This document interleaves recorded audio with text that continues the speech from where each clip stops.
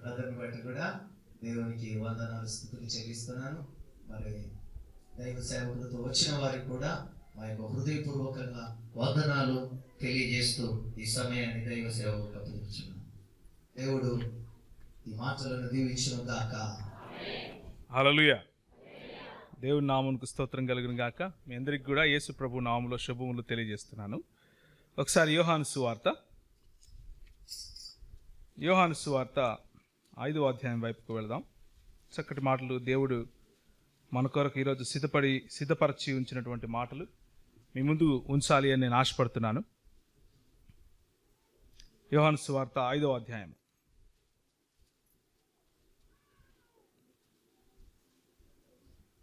47వ వచనము. మీరు అతని లేఖనములను నమ్మిన ఎడల నా మాటలు ఎలాగూ నమ్ముదురనరు. మీరు అతని లేఖనములను నమ్మని ఎడల నా మాటలు ఎలాగూ నమ్ముదురని. తల వంచుకుంటే ప్రార్థన చేసుకుందాం. ప్రభు వైపు చూద్దాం. ప్రభు మనతో ఇలాగూ మాట్లాడలాగున ఈరోజు ఉదయము మన జీవితాలలో తనదైనటువంటి శైలిలో తనదైనటువంటి ఒక ముద్ర మన హృదయాల్లో వేయాలి అని మనం దేవుని వైపు చూద్దాం. పరిశుద్ధాత్ముడు మనల్ని నడిపించలాగున, పరిశుద్ధాత్ముడు మనల్ని ఒక నూతనమైనటువంటి ప్రత్యక్షతలో మనల్ని తీసుకుని వెళ్ళలాగున మనం దేవుని వైపు చూసి పరిశుద్ధాత్మని శక్తిని అడిగి ఆయన వైపు చూద్దాం. ప్రభువా నీకు స్తోత్రం, నీకు వందనాలు. మీరు మా మధ్యలో ఉండండి, మీరు మాతో మాట్లాడండి. ప్రభువా మేము ఎన్నో విషయాల్లో మీ దగ్గర నుంచి ఇంకా పొందుకోవాల్సినటివి, ఇంకా నేర్చుకోవాల్సినవి, ఇంకా మిమ్మల్ని పోలి జీవించటానికి, ఇంకా మిమ్మల్ని పోలి మీ స్వరూపంలోకి రావటానికి ఎన్నో ప్రదేశాలు మా జీవితాల్లో ఉన్నాయి. సహాయం దయచేయండి. మీరు అడిగే ప్రశ్నలు మా జీవితాలను మార్చలాగున మాకు సహాయం దయచేయమని చిన్న ప్రార్థనను యేసుక్రీస్తు వారి శ్రేష్టమైన నామంలో అడిగి వేడుకుంటున్నాం తండ్రి, ఆమెన్. హల్లెలూయా. ఈరోజు నేను మీకు 3 ప్రశ్నలు, యేసు ప్రభు వారు వేసిన 3 ప్రశ్నలు గుర్తు చేస్తాను. యేసు ప్రభు ఈ లోకంలో మనలాగా నీలాగా నాలాగా మానవుడిగా జన్మించినప్పుడు, ఆయన ఈ లోకంలో మనతో పాటు సంచరించినప్పుడు అడిగినటువంటి ప్రశ్నలు దాదాపు 135 నుంచి 136 ప్రశ్నలు ఉన్నాయి. 135 ప్రశ్నలు ఈరోజు మనం చూసుకోలేం కాబట్టి అందులో ముఖ్యమైన 3 ప్రశ్నలు నేను మీకు వేస్తాను. ముఖ్యమైన 3 ప్రశ్నలు మన జీవితాల్లో ఒక అనుభవం లాగా ఉండాలి అని నేను ఆశపడుతున్నాను. ఆ 3 ప్రశ్నలు మన జీవితాలను ఏ విధంగా సంధిస్తాయి అన్న విషయం మీరు ఒకసారి గమనించాలి అన్నది ఈరోజు ఉదయం నేను మీకు ఇచ్చే ఒక ఇన్విటేషన్, మిమ్మల్ని ఆహ్వానిస్తున్నాను అలాంటి ప్రశ్నల వైపు చూడటానికి. మొట్టమొదటి ప్రశ్న మనం ఏం చదివాము అంటే, ఈరోజు మోషే చెప్పనిది కనుక మీరు నమ్మకపోతే మీరు నన్ను ఎలా నమ్ముతారు, నన్ను ఏ రకంగా నమ్ముతారు అని యేసు ప్రభు ప్రశ్నిస్తున్నాడు. యేసు ప్రభు ఈ లోకంలో సంచరించినప్పుడు, యేసు ప్రభు ఈ లోకంలో మనలాగా జీవించి మనలాగా ఒకరోజు పుట్టినప్పుడు తన తల్లిదండ్రులు కూడా బహుశా వారికి దూత చెప్పినటువంటి మాట దూత ఏమని చెప్పాడు వచ్చి, దయాప్రాప్తురారా నీకు శుభము, ఏం జరగబోతోంది, పరిశుద్ధాత్ముడు నిన్ను ఆవరించును, సర్వశక్తిని యొక్క శక్తి నీ మీద కమ్ముకొనును, కాబట్టి నువ్వు గర్భవతి అవుదువు, ఒక కుమారుని కన్నుదువు, ఆయనకు పేరు ఏమని పెడతావు, యేసు అని పెడదువు అని చెప్పారు. ఆ తరువాత మరియ భయముతోనూ దేవుని ఎడల భక్తితోనూ యేసు ప్రభువును పెంచుతూ వచ్చింది. ఒకసారి ఆయన చిన్నగా ఉన్న సమయంలో, దాదాపు 12 ఏళ్ల సమయంలో దేవుని ఆలయంకు తీసుకుని వెళ్ళారు. దేవుని ఆలయంలో అక్కడ ఇవ్వాల్సినటువంటి బలులు ఇవ్వటానికి, వీరంత పేదవాళ్ళు కాబట్టి చిన్న గువ్వపిట్టను తీసుకెళ్లారు. బలు ఇవ్వటానికి తీసుకెళ్లిన సమయంలో యేసు ప్రభు వారు కొంతమంది శాస్త్రులు ఉంటారు కదా, చదివిన వాళ్ళు, బాగా తెలిసిన వాళ్ళు, థియోలాజికల్ పండితులు, వాళ్ళ ఎదుట నిలబడుకొని వాళ్ళని కొన్ని ప్రశ్నలు అడుగుతున్నాడు. వాళ్ళని కొన్ని ప్రశ్నలు అడుగుతుంటే వాళ్ళు ఆశ్చర్యపోతున్నారు. వీడు మన వడ్రంగి యోసేపు కుమారుడు కాదా, వీడు ఎక్కడ చదువుకోవడానికి వెళ్ళాడు, ఏ కాలేజీకి వెళ్ళాడు, మొత్తము లేఖనాలన్నీ చెప్పేస్తున్నాడు, లేఖనాలన్నీ మనకు తెలియని కూడా అడుగుతున్నాడేంటి అన్నట్లుగా వాళ్ళకే ఒక రకమైనటువంటి ప్రశ్న. ఎందుకంటే ఆ రోజుల్లో లేఖనాలు చదవటానికి, ఆ రోజుల్లో లేఖనాలు అధ్యయనం చేయటానికి మంచి మంచి కాలేజెస్ ఉండేటివి, మంచి మంచి యూనివర్సిటీస్ ఉండేటివి. ప్రాముఖ్యంగా యెరూషలేము చుట్టుపక్కల ప్రాంతాల్లో, ఈరోజు హైదరాబాద్ చుట్టుపక్కల ప్రాంతాల్లో ఎలాగైతే బైబిల్ చదవటానికి బైబిల్ కాలేజెస్ ఉన్నాయో అలా ఉండేటివి. ఆ సమయంలో వీడు ఏ కాలేజీకి వెళ్ళలేదు, ఏ బడిలోనూ ఎక్కడా చదవలేదు, కానీ అడిగే ప్రశ్నలు చూస్తే మాత్రం మనకు చాలా కష్టంగా ఉంది, ఎవరితను అని ఆశ్చర్యపోయారు. అయితే అవన్నీ చేస్తూ ఉన్న సమయంలో యేసు ప్రభు ఏదో ఒక చక్కటి మాటను మనకు గుర్తు చేస్తున్నాడు అన్న విషయము మనం గుర్తు తెచ్చుకోవాలి. ఇప్పుడు ఏంటి ఆ మాటను గుర్తు చేస్తున్నాడు అంటే, లేఖనములు మోషే వ్రాసినటువంటి లేఖనములు అని ఆయన అన్నప్పుడు ధర్మశాస్త్రమును మాట్లాడుతున్నాడు. ఇదే యేసు ప్రభు ప్రవక్తల గ్రంథాలలోనూ, మోషే వ్రాసినటువంటి ధర్మశాస్త్రములను ప్రవక్తల గ్రంథాలలోనూ నా గురించి వ్రాసిన మాటలు మీరు మర్చిపోయారా అని కూడా అడిగాడు.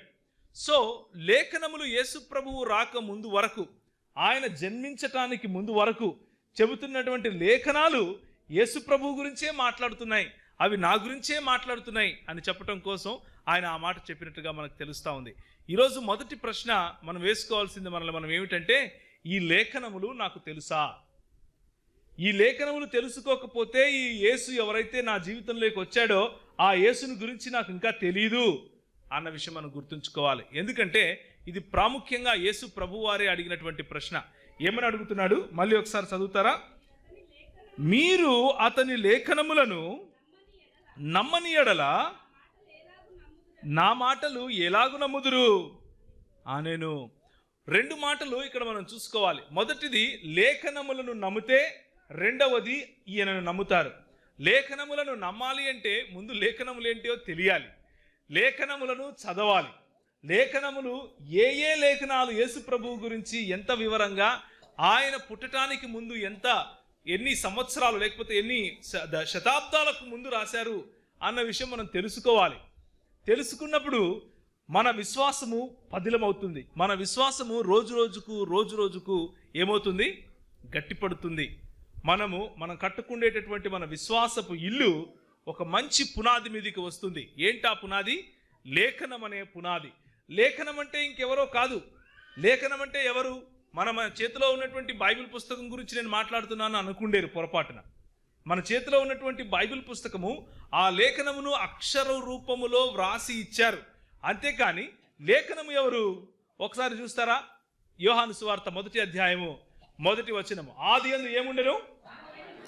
ఆదియందు వాక్యం ఉండెను, వాక్యము దేవుని యొద్ద ఉండెను, వాక్యము దేవుడై ఉండెను. హల్లెలూయా! ఎవరు వాక్యము? దేవుడు. ఎవరిని గురించి చదివితే ఎవరు అర్థమవుతారు? దేవుడిని చదివితే దేవుడిని అర్థమవుతారు. దేవుడిని చదివితే దేవుడు అర్థమవుతాడు. దేవుడు అర్థం అవ్వాలి అంటే మన చేతికి తనను గూర్చి వ్రాసి ఇచ్చినటువంటి అక్షర సంపద అయినటువంటి ఈ బైబిల్ను చదవాలి. కానీ ఈ బైబిల్లో ఉన్నటువంటి అక్షరము మనకు జీవితమునిస్తుంది అని చాలామంది అనుకుంటారు. అక్షరము చంపును కానీ ఆత్మ జీవమునిచ్చును, జీవింపజేయును. దాని వెనుకున్నటువంటి ఆత్మ మనకు కావాలి. ఆ అక్షరములు వ్రాసి ఇచ్చినటువంటి దేవుని ఆత్మ మనకు కావాలి. ఆ అక్షరములలో, ఆ దేవుని వాక్యములో ఉన్నటువంటి సంపద మనకు కావాలి. దేవుని వాక్యంలో ఉన్నటువంటి లోతులు మనకు కావాలి. దేవుని వాక్యంలో ఉన్నటువంటి సత్యము మనకు కావాలి. ఇదంతా తెలుసుకోకుండా ఊరికే న్యూస్ పేపర్ లాగా చదువుకుంటూ వెళ్ళిపోయాం అనుకోండి, ఏ పుస్తకానికైనా సరే ఆ పుస్తకానికి బైబిల్కు ఏమి తేడా ఉండదు. ఏమి తేడా ఉండదు. చాలామంది 50 ఏళ్ళు 60 ఏళ్ళు 70 ఏళ్ళు క్రైస్తవ కుటుంబాల్లో పుట్టి బైబిల్ చదువుతూనే ఉన్నారు. మంత్రాలకు చింతకాయలు రాలుతాయా? రాలవు. ఓన్లీ బైబిల్ చదువుతాం అంతే. మన జీవితాల్లో మార్పు రాదు, మన దృక్పథాల్లో మార్పు రాదు, మన సంబంధాల్లో మార్పు రాదు, సంఘానికి మనకు ఉండేటటువంటి కమిట్మెంట్లో మార్పు రాదు, దేంట్లోనూ మార్పు రాదు. ఎక్కడ వేసిన గొంగలి అక్కడే ఉంటుంది. కానీ మన జీవితాల్లో, మన సంఘంలో, మన సమాజంలో, మన కుటుంబాల్లో మార్పు రావాలి అంటే ఈ దేవునితో సంబంధంలోకి రావాలి, ఈ వాక్యమును తెలుసుకోవాలి. ఒకసారి చూస్తారా? వాక్యమును గురించి తెలుసుకునే విషయంలో యేసు ప్రభువు వారు పాత నిబంధనలో తను తాను ఏ విధంగా మాట్లాడుతున్నాడు అన్న విషయము చూడటానికి ముందు ఇది గుర్తు చేసుకోవాల్సిన విషయం ఏమిటి అంటే, వాక్యమును అర్థం చేసుకోవటం, వాక్యములో ఎదగటం అన్నది కేవలము మనకు ఏదో చేయాలి కాబట్టి చేయటం కాదు. ఇది అవసరత. This is a need. అది మనకున్న అవసరం. మన అవసరం కోసం మనం చదవాలి. ఉదాహరణకు భోజనం చేయటం నా అవసరత. చేయకపోతే ఏం చేస్తాను? చస్తాను. గాలి పీల్చటం నా అవసరత, నా మనుగడకు కావలసినటువంటి అవసరత. నేను గాలి పీల్చకపోతే ఏమవుతాను? చచ్చిపోతాను. అలాగే మనుష్యుని ఆత్మ ఉజ్జీవింపబడాలి అంటే, మనుష్యుని ఆత్మ బ్రతికి ఉండాలి అంటే, మనుష్యుని ఆత్మ దేవునికి దగ్గరగా ఉండాలి అంటే వాక్యము చదివి తీరాలి, వాక్యమును అర్థం చేసుకొని తీరాలి. అందులో ఆప్షన్ ఏమీ లేదు. చదివితే చదవచ్చు, లేకపోతే లేదు అని అనుకోవటానికి లేదు. ఇది అవసరత, మన అవసరత. మీకా గ్రంథము 5వ అధ్యాయము 2వ వచనము. ఎవరైనా గట్టి చదువుతారా? బెత్లెహేము ఎఫ్రాతా, యూదావారి కుటుంబములలో నీవు స్వల్ప గ్రామమైనను నా కొరకు ఇశ్రాయేలును ఏలబోవాడు నీలో నుండి వచ్చును. పురాతన కాలము మొదలుకొని శాశ్వత కాలము ఆయన ప్రత్యక్షతలు చూపుతూ చూపిస్తూ వస్తున్నాడు. పురాతన కాలం మొదలుకొని అంటే ఆది కాండము మొట్టమొదటి అధ్యాయంలో ఎవరైతే ప్రత్యక్షత చూపిస్తూ వచ్చారో, నేటి వరకు మన జీవితాల్లో ఎవరైతే ప్రత్యక్షతలు చూపిస్తూ వస్తున్నారో ఆయన ఎవరు?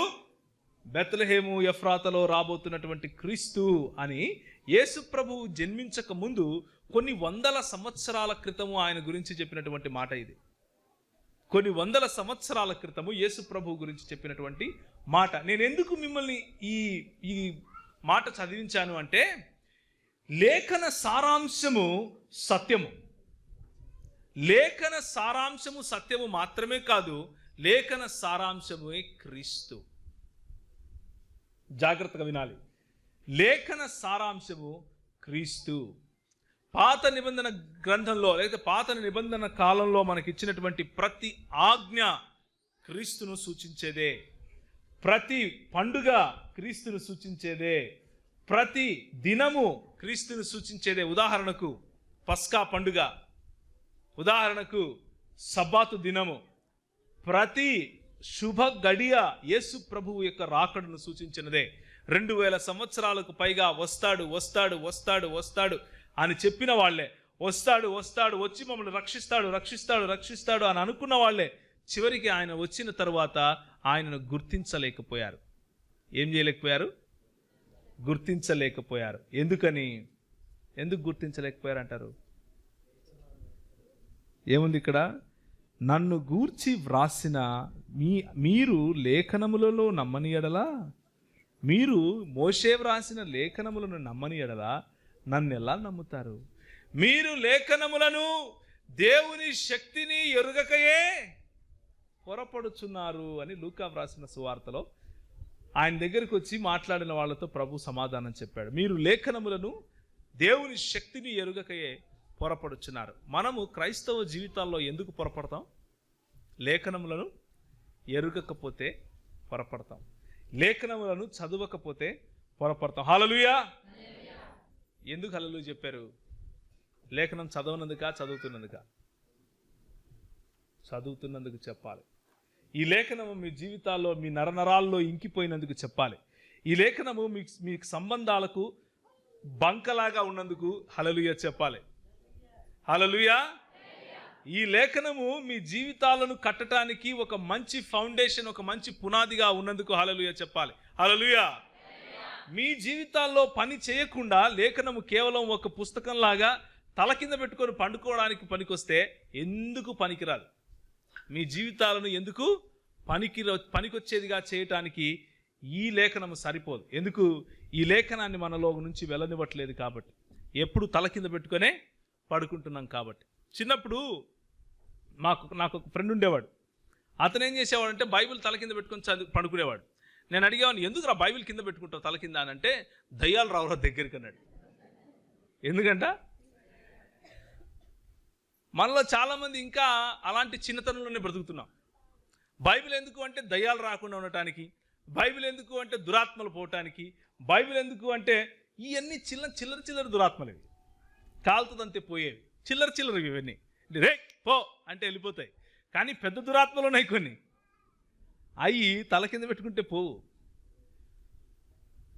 ఏమంటారు? గలతీయులకు రాసిన పత్రిక 5వ అధ్యాయంలో శరీర క్రియలు ఉన్నాయి. ఏమున్నాయి? శరీర క్రియలు ఉన్నాయి. సమయం దొరికినప్పుడు ఎప్పుడైనా చూడండి. ఆత్మ ఇచ్చు ఫలము ఒక చోట ఉంటే ఆత్మ ఫలముకు ముందు శరీర క్రియలు ఉన్నాయి. మత్సరం, కోపం, ఈర్ష్య, అవతలవాడి మీద క్రోధం, అవతలవాడు ఎదుగుతున్నాడే అని చూడలేనటువంటి కన్ను. ఇవి పెద్ద దయ్యాలు. పెద్ద తల కింద పెట్టుకొని పండుకుంటే బైబిలు పోవు. ఎప్పుడు పోతాయి తెలుసా అవి? ఈ బైబిల్ మనల్ని చదవాలి. మనం బైబిల్ చదవటం కాదు, ఈ బైబిలే మనల్ని చదవాలి. మన అణువు బైబిల్ నిండుకోవాలి. మన అణువు బైబిల్ శుద్ధి చేయాలి. మన జీవితాల్లో ప్రతి సంబంధము బైబిల్ యొక్క దృక్పథము క్రిందికి రావాలి. మన ఆలోచన ప్రతి ఒక్కటి బైబిల్ దృక్పథం కిందికి రావాలి. మనం చేసే వ్యాపారం బైబిల్ క్రిందికి రావాలి. మనం చేసే సంసారం బైబిల్ క్రిందికి రావాలి. సంసారానికి బయట ఉన్న సంబంధాలను బైబిల్ ఏం చెప్తుంది? తీసేయి అంటుంది. అలా చెయ్యలేనివాడు బైబిల్ కేవలం తల కింద పెట్టుకునే పండుకుంటాడు. అలా చేస్తాను అనుకునేవాడు బైబిల్ను తాను చదివేలా చేస్తాడు. బైబిల్ తన్ను చదివేలా సహాయపడతాడు. బైబిల్ తన జీవితం గుండా ప్రవహించేలా సిద్ధపడతాడు. ఎందుకు అంటే బైబిల్ మీ గుండా ప్రవహించే సమయంలో ప్రవహించేది ఎవరో తెలుసా? పురాతన కాలము నుండి శాశ్వత కాలము తన ప్రత్యక్షత చూపిస్తూ వస్తున్నటువంటి యేసు ప్రభువారు. హల్లెలూయా. నువ్వు మాట్లాడితే యేసు మాట్లాడినట్లుగా ఉండాలి. హల్లెలూయా. నువ్వు మాట్లాడితే అవతలి వాడి జీవితంలో సువార్త అనే బీజము ఎందుకు పడుతుంది అంటే నీ గుండా యేసు ప్రవహిస్తాడు కాబట్టి. ప్రభు అన్నాడు ఇదే యోహాను సువార్తలో, మీరు నేనిచ్చు నీరు గనక తాగితే ఇంకెన్నటికీ దాహము మీకు రాదు, ఇంకెన్నటికీ దాహము కొనరు. మీ కడుపులలో నుండి జీవ జలపు ఊటలు ప్రవహిస్తాయి. ఏంటా జీవ జలపు ఊటలు తెలుసా? పరిశుద్ధాత్ముడు నడిపించినటువంటి మాటలు ఏంటో తెలుసా? అవతల వాడి జీవితానికి జీవం పోసే మాటలు. చచ్చిన వాడి జీవితంలో you speak life in to others. వేరే వాడి జీవితంలో నువ్వు జీవాన్ని పోస్తావు, వేరే వారిని నువ్వు కడతావు, వేరే వారిని నువ్వు నిలబెడతావు, అవతలి వాడిని నువ్వు ప్రేమిస్తావు. ఇది క్రీస్తు మనకు నేర్పించినటువంటి గుణ లక్షణాలు. అవి ఊరికూరికనే రావు, క్రీస్తును వంట పట్టించుకుంటే వస్తాయి. యేసు క్రీస్తు మన జీవితాలకు ఏ విధంగా అనుగ్రహించబడుతున్నాడు అన్న విషయం తెలుసుకుంటే వస్తాయి. యెషయా గ్రంథము 48వ అధ్యాయము. ఈ క్రీస్తు ఎవరు అని అంటే, ఈ క్రీస్తును పాత నిబంధన గ్రంథంలో నేను ఎలా కనుగొనాలి అని అంటే యెషయా అంటాడు 48వ అధ్యాయంలో. ఒకసారి చదువుతారా ఎవరైనా? నేను నిన్ను పుటము వేసి తిని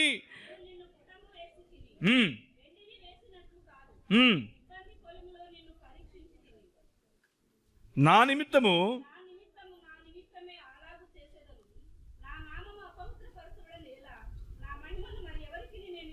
నా మహిమను నేను ఎవరికి ఇచ్చుడు వాడను కాను అన్నటువంటి దేవుడు ఏం చెప్తున్నాడు తెలుసా? ఎప్పటి నుంచి ఆయన మాట్లాడుతున్నాడు తెలుసా? 16వ వచనము, ఆది నుండి నేను రహస్యముగా మాట్లాడిన వాడను కాను, అది పుట్టిన కాలము మొదలుకొని నేను అక్కడ ఉన్నవాడను అని యేసు ప్రభు చెప్తున్నాడు. అందుకే ఆ కింద వర్షంలో ఏముంటుంది అంటే, కనుక ఇప్పుడు ప్రభువుకు యెహోవాయు ఆయన ఆత్మయు నన్ను పంపెను అంటూ యేసు ప్రభు వారు ఏమంటున్నారు అంటే, నన్ను పంపినటువంటి నా తండ్రి మాటను చెప్పటం కోసం నేను ఎప్పటి నుంచి ఏదో అంధకారంలో ఉండి తెలిసి తెలియనట్లు మాట్లాడుతున్నా అనుకుంటున్నారా?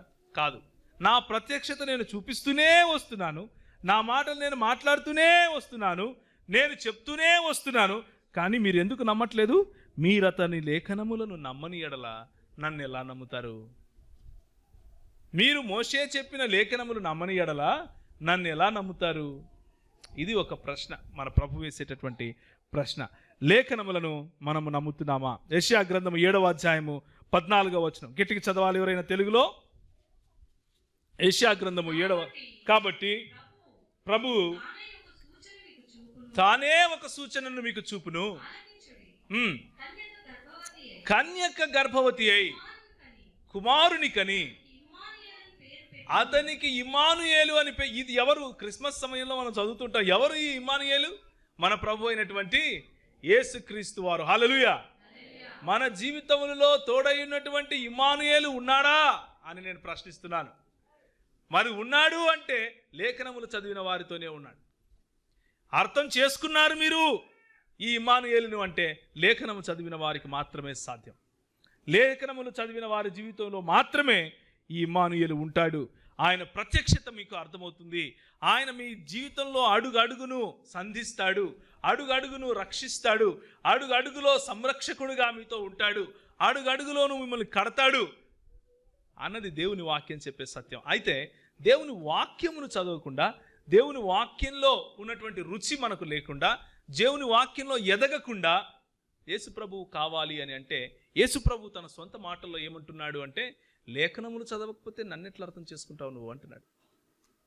సో దిస్ మార్నింగ్, ఈ ఉదయకాలం సహోదరుడా సహోదరి, ఏంటి నీ జీవితంలో లేఖనాలకున్న స్థానం ఏంటి?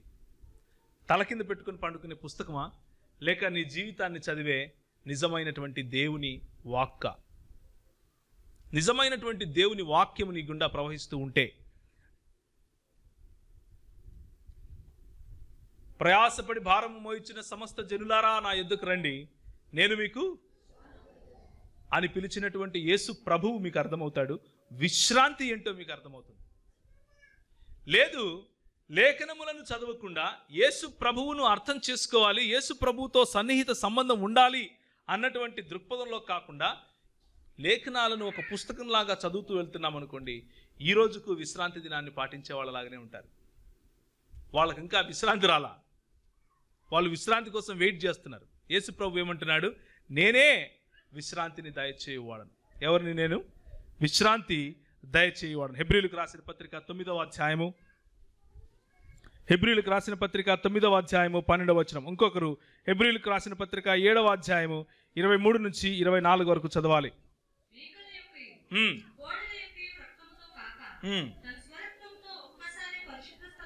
తన స్వరక్తముతో మనల్ని సంపాదించుకున్నాడు.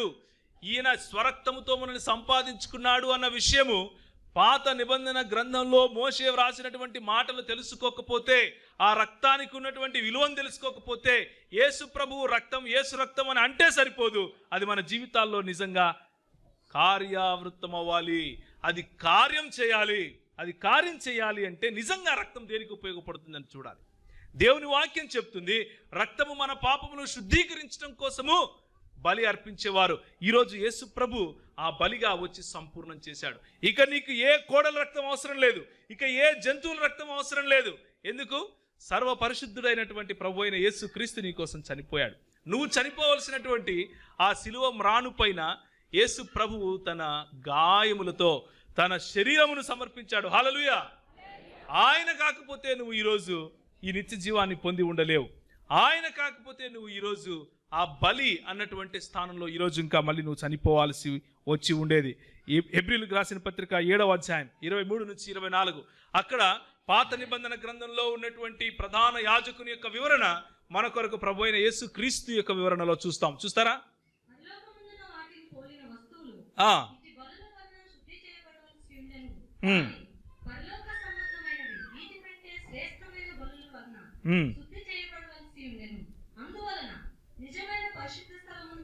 నిజమైన పరిశుద్ధ స్థలమును పోలి హస్తకృత్యమైన పరిశుద్ధ స్థలములలో క్రీస్తు ప్రవేశింపలేదు, కానీ దేవుని సముఖమందు కనపరుచుకుని పరలోకమందే ప్రవేశించాడు. ఎవరి కోసం ప్రవేశించాడు? నీ కోసం ప్రవేశించాడు, నా కోసం ప్రవేశించాడు. గొర్రెలు ప్రవేశించగలుగుతాయా? ప్రవేశించలేవు. ఎడ్లు ప్రవేశించగలుగుతాయా? వాటి రక్తం సరిపోతుందా? సరిపోదు. వాటి రక్తంలో ఆ పవిత్రత ఉందా? లేదు. కానీ మన ప్రభువు, పరిశుద్ధుడైనటువంటి ప్రభువు, ఆ రక్తమును కాల్చాడు. ప్రశ్న ఏమిటి అంటే, నిజంగా నీకు ఏం చేశానో నేను తెలుసా? నిజంగా పాత నిబంధన గ్రంథంలో నా గురించి వ్రాయబడిన మాటలు నీకు తెలుసా? నువ్వు ఏ సాక్రిఫైస్ లేకపోతే ఏ బలి కోసమైతే ప్రతి సంవత్సరము దేవాలయము దగ్గరికి వెళ్ళావో, ఆ దేవాలయమును నేనే అని చెప్పే యేసు నీకు తెలుసా? ఈ దేవాలయమును పడగొట్టుడి ఎప్పుడు కడతానన్నాడు? చూస్తారా? యోహాను సువార్త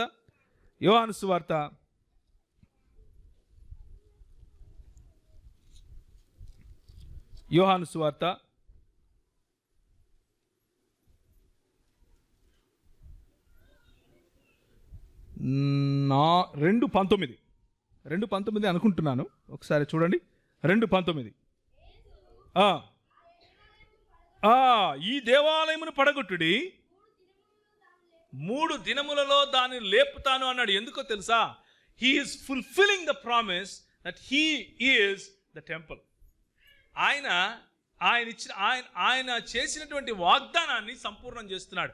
ఏంటి ఆ వాగ్దానము అంటే, మీరు హస్తకృత్యములైనటువంటి దేవాలయముల దగ్గరికి వెళ్ళి దేవుణ్ణి స్మరించుకుంటూ, దేవుని కోసం మీరు ఇవ్వాల్సినటువంటి బలులను ఇచ్చుకుంటూ ప్రతి సంవత్సరం ఏదైతే ఛాయారూపకంగా చేస్తున్నారో, ఏదైతే ఒక నీడలాగా జరుగుతూ ఉందో, రియాలిటీ ఒరిజినల్ మీ ముందుకు వచ్చింది. ఇప్పుడు ఏంటి?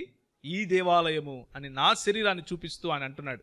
తన సొంత శరీరాన్ని చూపించుకుంటూ ఆయన అంటాడు, ఈ దేవాలయం అనే నా శరీరాన్ని పడగొట్టండి, 3 దినములలో దీన్ని లేపుతాను. 3 దినములలో దీన్ని లేపుతాను. లేపటమే కాదు, నిన్ను దేవాలయంగా చేస్తాను. హల్లెలూయా, హల్లెలూయా.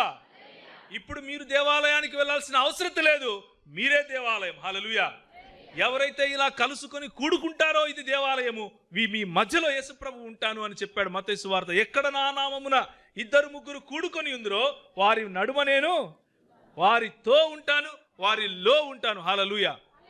మన ప్రభువు పాత నిబంధన గ్రంథములో చెప్పినటువంటి ప్రతి మాటకు ఫుల్ఫిల్మెంట్, ప్రతి మాటను సంపూర్ణము చేయటానికి వచ్చాడు. అందుకని ఆయన అన్నాడు, నేను ధర్మశాస్త్రమును కొట్టివేయుటకు రాలేదు, కానీ దానిని నెరవేర్చుటకు వచ్చాను, సంపూర్ణము చేయటానికి వచ్చాడు.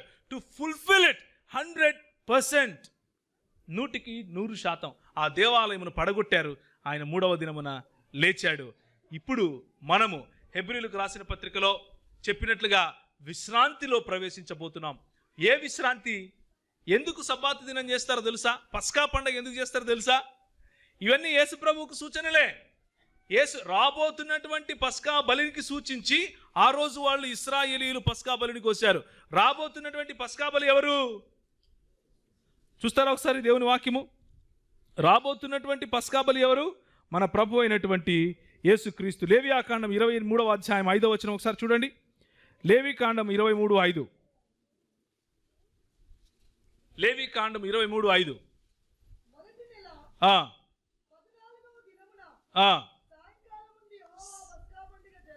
సాయంకాలమందు యెహోవా పస్కా పండుగ జరిగెను. పొంగని రొట్టెల పండుగ జరిగెను. అన్లీవెన్డ్ బ్రెడ్ అంటారు. పొంగని రొట్టెల పండుగ. ఈ పస్కా పండుగ ఎవరు అంటే 1 కొరింథీయులకు రాసిన పత్రిక 5వ అధ్యాయము 7వ వచనం. ఈ పస్కా రాబోతున్నటువంటి నిజమైన పస్కా ఏంటో తెలుసా? చూడండి.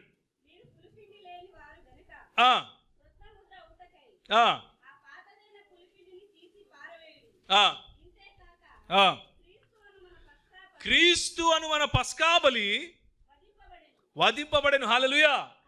ఇక మళ్ళీ మీరు పస్కాలు చేసుకోవాల్సిన అవసరం లేదు.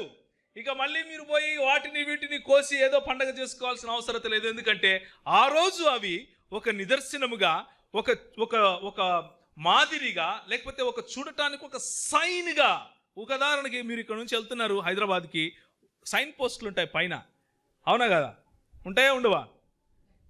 ధర్మోజీ గూడెంకు రైట్ తీసుకోండి, ఇంకొంచెం ముందుకెళ్తే ఎల్బీ నగర్కు లెఫ్ట్ తీసుకోండి, తర్వాత దాన్ని ఏమంటారు, రాజీవ్ అవుటర్ రింగ్ రోడ్కి వెళ్ళడానికి రైట్ తీసుకోండి. ఇవన్నీ ఏంటివి?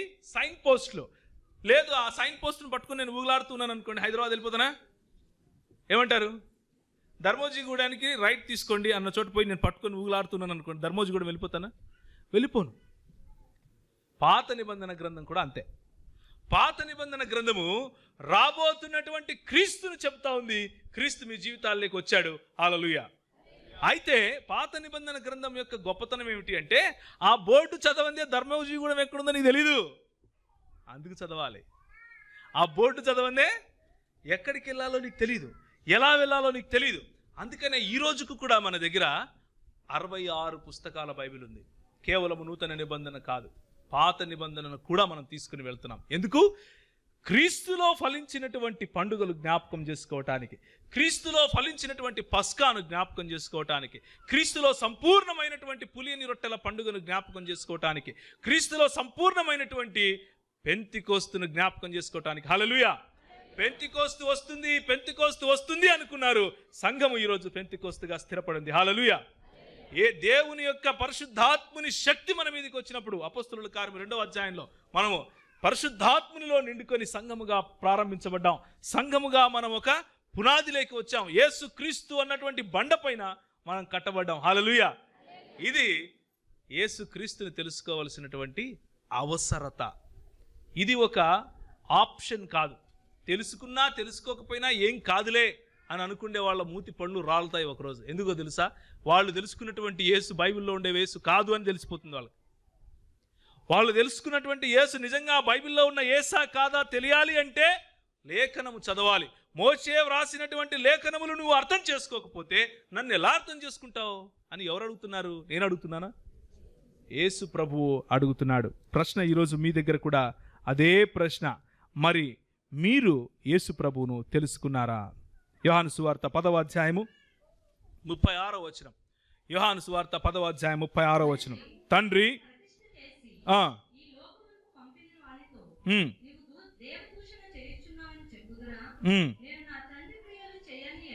నేను నా తండ్రి క్రియలు చేయని ఎడల